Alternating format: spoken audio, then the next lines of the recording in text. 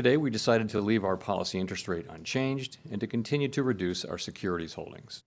The U.S. Federal Reserve leaves rates unchanged, but has it done enough to bring down inflation?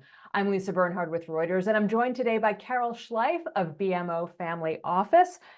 Carol, the Fed's Open Market Committee met for the last time this year today. They left rates unchanged, which was expected. But what did you make of the Fed's statement today? I think there's some interesting components in the statement, and clearly the markets, both stock and bond markets, have really liked that report. Not only for the statement seemed a little more dovish, if you will, in terms of seeming to take out the potential for another rate hike in there. And then when you looked at the economic projections and the so-called dot plot, which a lot of people look at, which is really the Fed's expectation of how many rate cuts they think there will be in, they added, it seemed like the median added an extra rate cut in terms of 3 rate cuts next year relative to what it had been before, and brought it into closer purview of what the markets had been expecting, because they had sort of run. But so far so good in the way the markets are looking at it, and the way the Fed seems to be saying that inflation is moderating like they need it to. There has been a gap between when the Fed has planned its rate cuts and when the market has expected the first rate cut to happen. Has that gap now narrowed? I'm not necessarily certain that it's narrowed, because that will obviously depend on when the Fed actually does start cutting rates.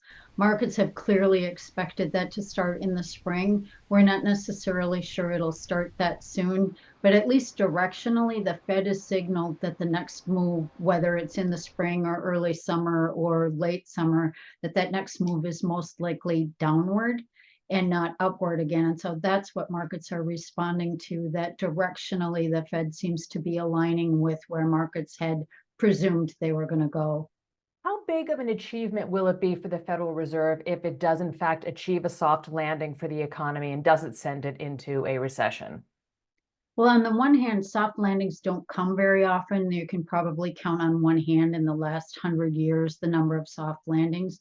But it's really important to remember the context of this, in that typically when the Fed gets involved, raises rates, it relates to some sort of economic meltdown that's happened. This one didn't, in terms of this was the pandemic and the dislocations of reopening a globe that we had basically brought to a standstill.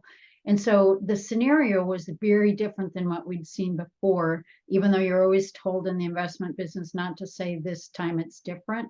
This time it actually was pretty different, in that the Fed was dealing with those supply chain dislocations. One of the reasons, the mismatch of where consumer demand was versus what the supply chain was allowing to people to get into their hands. When you remember back to the early pandemic, when you had all those issues with people wanted goods and you couldn't get them, and then after the reopening, they wanted services and you couldn't get those because there wasn't enough labor.